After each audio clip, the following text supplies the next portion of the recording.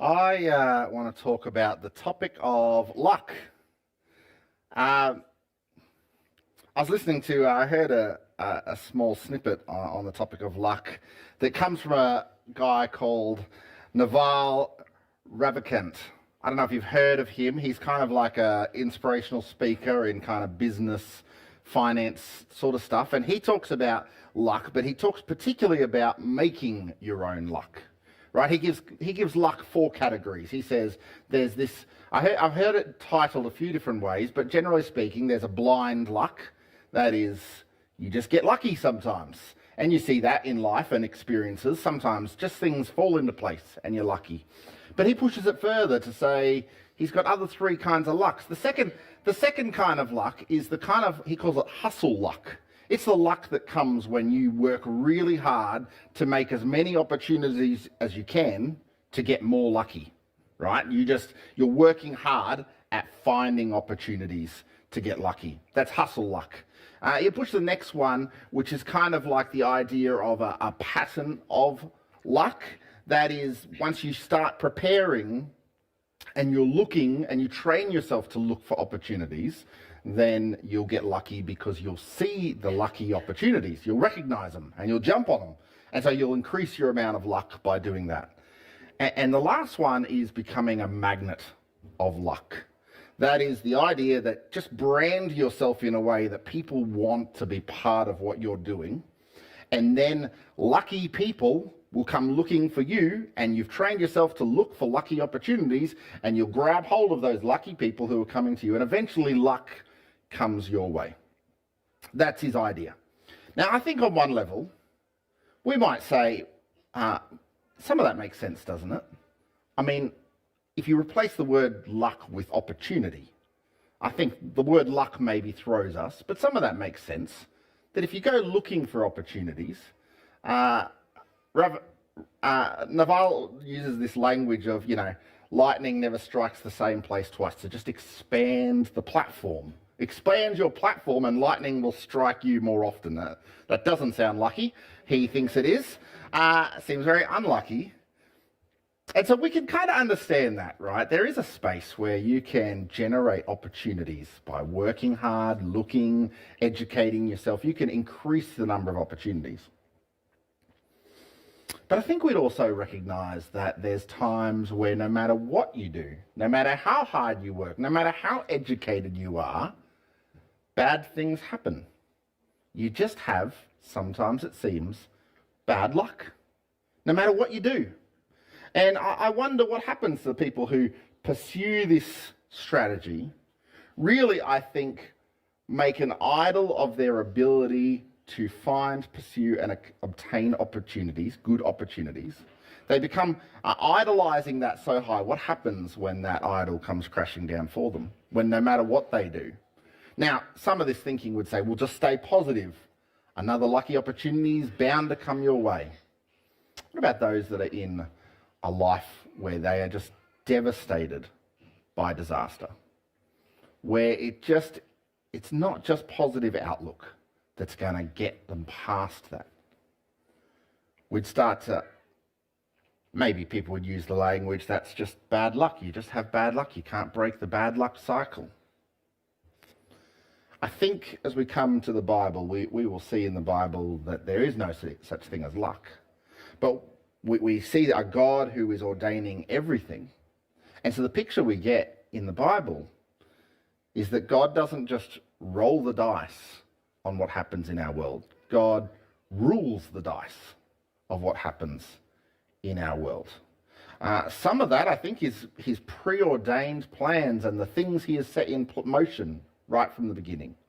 And some of that is, it seems, God controls the dice, where he comes in and intervenes in our world, and we see things happen because God made them happen in that moment. That's the picture, not that God just rolls the dice and see what happens, that God rules the dice. And I think we get a great picture of that in Esther chapter 3, a God who is ruling the dice. If you've been following along, this is where we're at, Esther chapter 1. We started, Xerxes, he's the world emperor at the time, throws a small party that lasts 180 days with all his military. He then throws a really small party by comparison of all the commoners in his castle of 7 days. And at the end of that one, he asks his wife, the bride, the queen, Vashti, to come out and parade herself in front of the men. She says no. He asks his advisors, what law can we bust her on for that? Surely that's not allowed. And they say, well, there's really no law, but, if you let this happen, where will it end? All the wives won't be willing to parade themselves in front of their husbands or something like that. These great advisors go, okay, you should get rid of her. So he does. So chapter 1, there's a vacancy in the palace. Chapter 2, the competition starts. Persia's next top monarch. Epstein Island version, where he grabs all the young women, captures them, brings them to the castle. It goes for probably 3 years, finding the right bride for him, and Esther has a bit of bad luck, I think, and becomes the queen. In God's providence, this is what happens. Esther, a young Jewish girl who's an orphan, ends up being the queen of the most powerful empire in the world. That's chapter 2. That's where we're up to. We skipped over a small section. The very end of chapter 2, another thing happens. That is, Esther's cousin, who has raised her like his daughter, Mordecai, he is outside the castle. She has become queen, and he hears about a plot to assassinate Xerxes by 2 men. And he reports that they're the assassination attempt, and he foils their plans. Esther reports it to Xerxes, says, my cousin Mordecai found this plot, and it foils their attempts. Mordecai gets credit for it. Nothing happens. These guys are executed. Nothing happens with Mordecai. That's the very last verse of chapter 2. And then we jump into chapter 3, and we meet this new guy, Haman. I think I've heard it pronounced Haman, which probably is more accurate, but I've always grown up calling him Haman, which is very Aussie sounding kind of pronunciation, right? Haman. I mean, we'd probably call him Ham the Hammer or something like that as Aussies, but Haman is this guy who, he is a vast contrast to Mordecai. Here we got this guy, his own the girl he raised as his own daughter has been taken away from him, forced to become queen. Yes, it's a powerful position, a prominent position, but it's a capturing moment for her. She hasn't been given the choice, and yet he shows this great loyalty to the king. And even in his terrible situation, where a foreign ruler has taken his girl he raised as a daughter for his bride, Mordecai still shows loyalty to the king and looks out for him with this assassination attempt. Very next verse, what happens? We see sometime later, King Xerxes promoted Haman to this new position, the most powerful. Mordecai is dismissed, and Haman comes into the foreground. Haman is a stark contrast to Mordecai in the story. In fact, as you go through Esther, one of the things a scholar, Christopher Ash, who's done a lot of work on the book of Esther, says is you want to be careful you don't kind of pin up any characters in the story as like the example. Esther is, yes, she plays a saviour role, but she's not Jesus. And Mordecai, yes, he plays a wise, kind of faithful follower of God, but he's not perfect. And Xerxes has his good moments and his bad moments, but the one exception, he says, is Haman. Haman is the bad guy, right? Recognize the rise of this immediate enemy. Here's some things we find out about Haman. He is, just one preacher I heard called him Creepus Maximus, is Haman. If you think that's an understatement, just these are the bits we read in chapter 3. Everyone is bowing down to this new guy, this new leader, Haman, except for Mordecai. We're told he won't bow down to him. And Haman is just in a fit of rage. This is what he says, verse 6. He decided it was not enough to lay hands on Mordecai alone. Instead, he looked for a way to destroy all the Jews. That's this guy, because one guy won't bow down to him. He's got this plan to get rid of every single one of that race that is in that kingdom. So he comes up with this plan. That's how bad this guy is. Creepus Maximus probably is an understatement of what Haman is. He even offers the king his own money to get that decree through. He says, I will give you 10,000 large sacks of silver if you let me kill these people. That's this guy. That's his attitude. And then he needs to decide on a day to kill them. What does he do? He rolls some dice. He rolls some dice to make up the day that's going to be the best day to commit genocide. That's Haman. That's his plan. He does that. It says a year's time it's going to happen. The end of chapter 3, we're told, just topping off Haman's moments. The end of chapter 3, we're told he sits down with the king for a drink. This is the last verse we read. The king and Haman sat down to drink, but the city of Susa was bewildered. The message goes out, send it out, tell all these people, let them know. In a year's time, you're dead. Now, all in a day's work, we'll finish it off with happy hour with the king. That's the picture we get of Haman. He is a bad guy. Recognize this immediate enemy that is rising. But there's a bigger picture going on here. Because there's not just a picture here of the immediate enemy. There's a picture going on in Esther of the ancient enemy. One of the key parts of the whole of chapter 3 comes right in that first verse. And it's Haman's identity. This is what we read. Sometimes later, King Xerxes promoted Haman, son of Hammedatha, the Agagite. Right? He's the son of an Agagite. What that tells us is that this is an ancient enemy line for Israel. King Agag was a ruler of the Amalekites. And so when Israel first comes out of Egypt, the first enemy they ever face is the Amalekites. They face them and they attack them. We're told later on in Deuteronomy, when Moses is talking about it to the people, he says, remember the Amalekites, they attacked us. Don't ever forget this. They attacked us. And he says they attacked us from behind and picked off the weak and the stragglers. That's the Amalekites. These guys have just come out of Egypt. They've just escaped Pharaoh. They've just made it into the desert. They haven't done anything other than they're traveling nomads in a strange land. And these Amalekites show up out of nowhere. Don't just attack them. This isn't just a group that says, oh, we need to deal with this enemy nation that's come onto our turf head on. This is a group that comes around and attacks the stragglers, the weary, those that are falling behind. A lot of scholars will point to the elderly, to maybe some women and children that were at the back of the Israelites. That's the Amalekites. They are pictured in the Bible as an ancient enemy of Israel, one of their first as they leave Egypt. There's the Amalekite ambush. We see that they're the first enemy. We see they're an evil enemy. We also get a picture in the Bible that they're depicted as kind of this eternal enemy.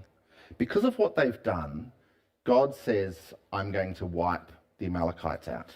It's said multiple times. In fact, Moses, in his final speech, which is the book of Deuteronomy, in his final speech to Israel, this is what Moses says. He says, write this down. Remember this. Don't forget it. He also says, make sure Joshua hears it, his successor. Make sure Joshua hears it. And then he says, the last bit, I will blot out the name of Amalek. Now, I don't want to correct God on his plan here. But it seems to me if you want to blot someone's name out, the first thing you don't do is say, let's write their name down. Let's make sure it's heard. Let's make sure you don't forget it. And let's make sure that our successor hears it. We want everyone to know to forget this name. That's what it sounds like. But really, you know what's going on here, right? God is saying that there is going to be an erasing of this people because they are this kind of picture of this ancient enemy. We see that story continue into the first king of Israel, Saul. Saul is told, he's given those orders. He says, wipe out the Amalekites. And to be fair, this is one of the hardest sections of the Old Testament to work through, because this is a particular command of terror that happens in the Old Testament. It doesn't happen very often like this, but in the story of God commanding Saul to wipe out the Amalekites, he commands him to wipe out all of them, women and children, it says. It's a particularly difficult, we're talking about genocide. It's a particularly difficult passage to wrap our head around. Some of the thinking about that challenge is, first of all, that this is a very specific moment for Israel and God. In recent history in Israel, Deuteronomy has been quoted by Israel in talking about Hamas, saying, remember the Amalekites, kind of trying to draw a tie there. And I don't think that's an appropriate tie to make. This is a specific moment of a specific ancient enemy who had a very specific trait that we hear about. The way they tack off the stragglers at the end, the assumption is that they are pagan worshippers like all the other nations in the land, which means part of their worship included things like child sacrifice in really horrific ways. And so one of our understandings of what God is doing here is actually, in a sense, a mercy that happens for those that are being treated badly. Saul fails to kill Agag, the king of the Amalekites, and so Samuel, the prophet, ends up doing the job. And his last words to the king is, because you have made mothers lose their children, then I will make your mother lose her child. And he ends his life. That's the picture we get there of the Amalekites, that there is a sense of a mercy in the cruel things that they had been doing. Nonetheless, it's a particularly difficult part of the Bible for us to wrap our head around. The God who is a God of justice and love decreeing something like that. And it brings us to some of that idea of understanding the picture we get of what an ancient enemy looks like, what true justice looks like, what true judgment looks like. I think that's a wrestle with us, whether we're talking about this or we're talking about the concept of God in its entirety in Scripture, isn't it? The idea of judgment. I've been thinking a little this week about the topic of hell. Very, very uplifting week for me. Thinking about the topic of hell, and I don't want to preach about hell. I love to spend much more time thinking about the idea of heaven, about this perfect union with our Creator, how perfectly united with Him through eternity in perfect worship of Him. The best thing for us, in the best place for us, with the best being for us. That's the picture. But the reality is, if that exists, there must also be the opposite. And that's the picture we get in the Bible. One of the questions I've been asking this week is the question, is hell an eternal torment, or is hell a destroyed eternity? That is a final destruction that goes on forever. You see a significant, it's not super different in its themes, but it's a significant different in its idea. An eternal torment that goes on, or a final destruction that ends for eternity. And I think, difficult question, I think the Bible actually allows space for either of those answers. The traditional answer has been the first one, eternal torment, for most of the last 2,000 years. Prior to Jesus, it would have been the second one. The Old Testament talks nothing of an eternal torment. Only the New Testament speaks about it. But a really well-respected scholar, John Stott, concludes that we want to be careful with it because the vast majority of the last 2,000 years have concluded the other way. But he concludes there is a space in the Bible for either of those answers. I think the challenge is this.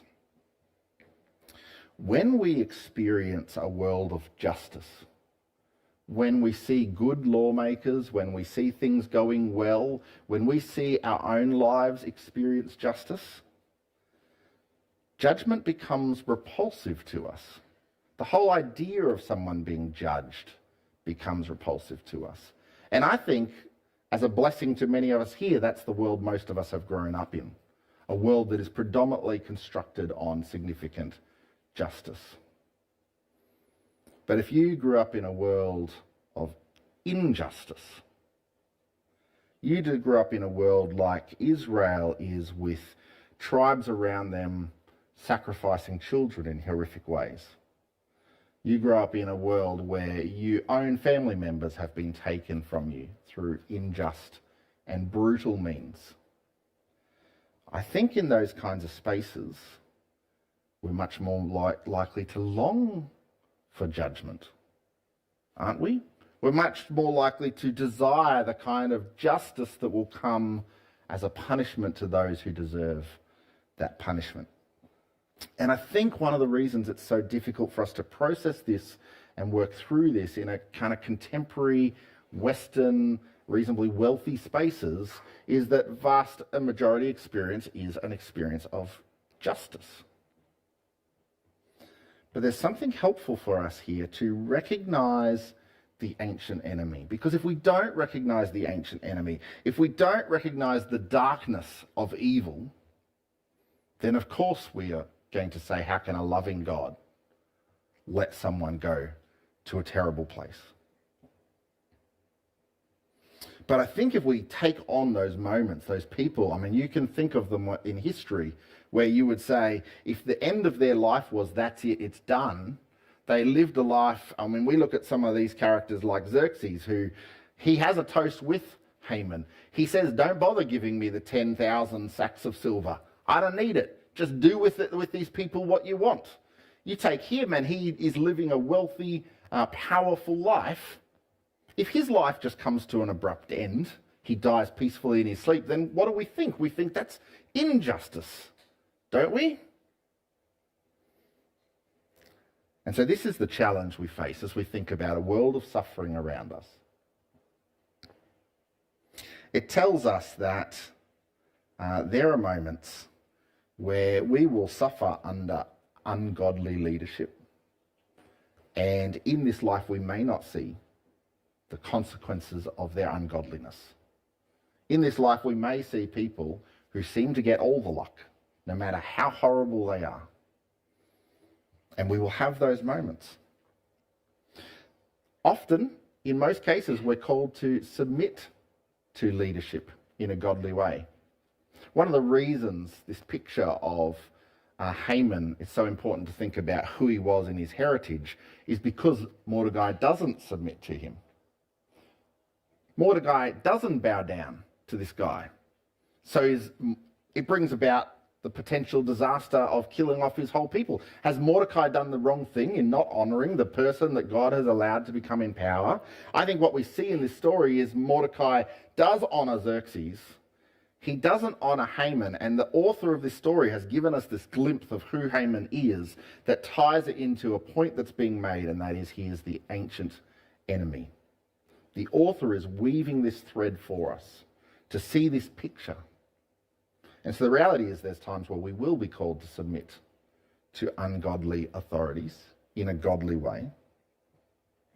But also, like Mordecai, there's moments where we want to stand up against the ancient enemy. And what that looks like in our lives usually isn't in the form of a person, but in a form of the evil that is conducted by them or by this world, the sin that we find in this world. And so there are moments where we might stand up against a ungodly leader because they are calling us and or others to do ungodly things.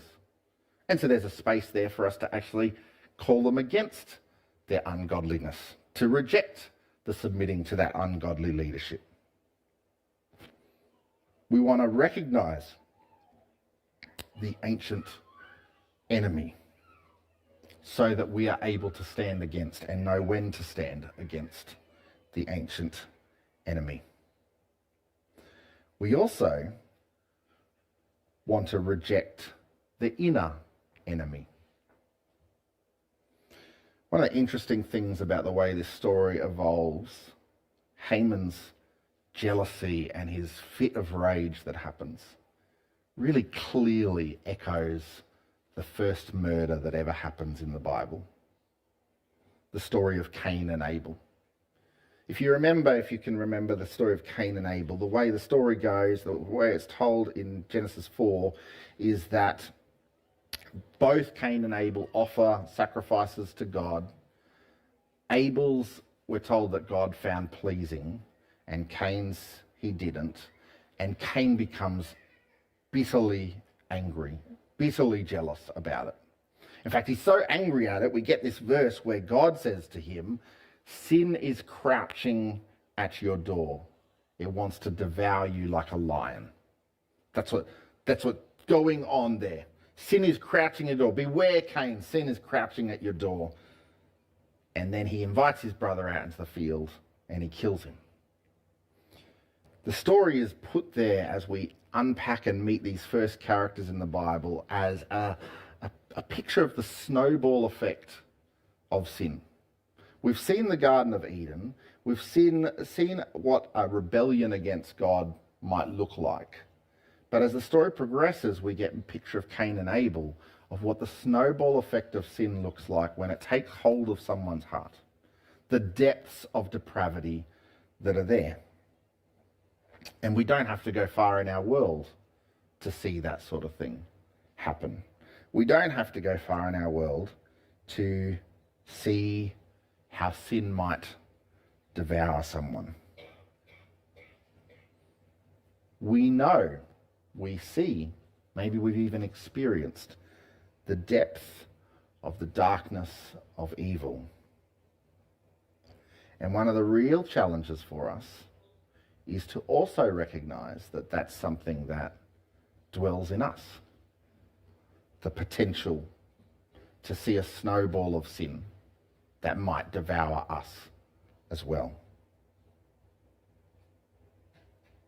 We know the darkness, understand that darkness. We see it in its extremes, like Cain and Abel. That's the picture we get of Haman, that while he's a picture of the ancient enemy, that ancient enemy includes the sin that devours him, is the same sin that has the potential to devour us. Sometimes it's easy for us to kind of trivialize or poke fun at evil. We see it in our society all the time. The idea that something that isn't godly, but because it seems mostly harmless or because it's connected to our friends, there's an easy sense of kind of just laughing that off and trivializing evil.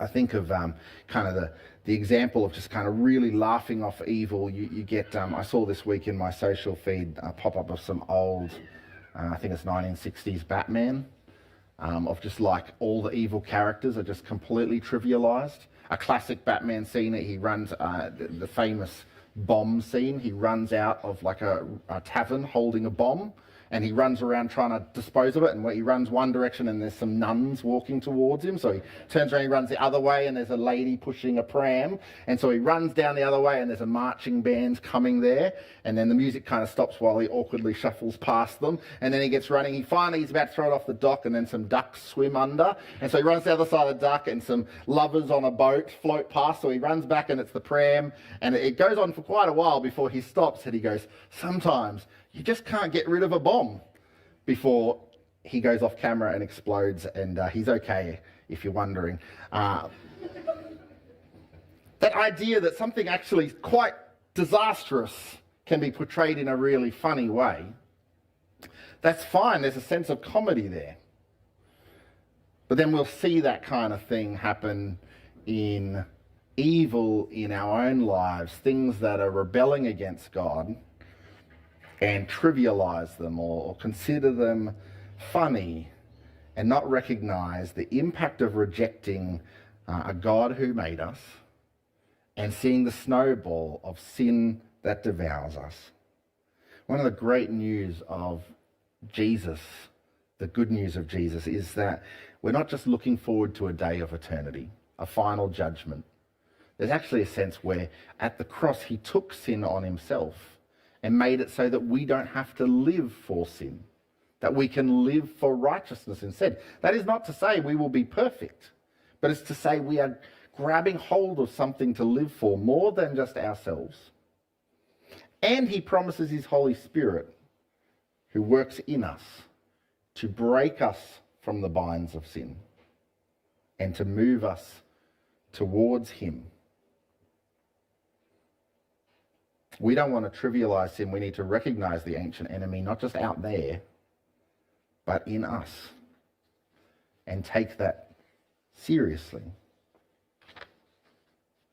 That is the picture we get in Esther 3. I want to finish with this. While we recognize the ancient enemy out there and in us, one of the real things that come up in this story is the rest that happens in the divine delay in this story.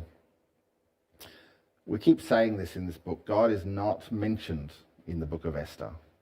He's a silent operator, has a silent hand.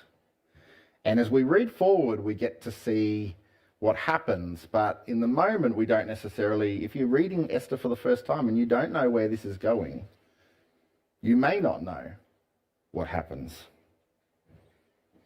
One preacher, Alistair Begg, says, we often don't see God's providence through our windshield. We often see God's providence in our rearview mirror. And so knowing what's coming, a significant thing happens in this chapter.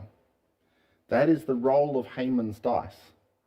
Haman rolls a dice to decide when he should commit genocide of these people.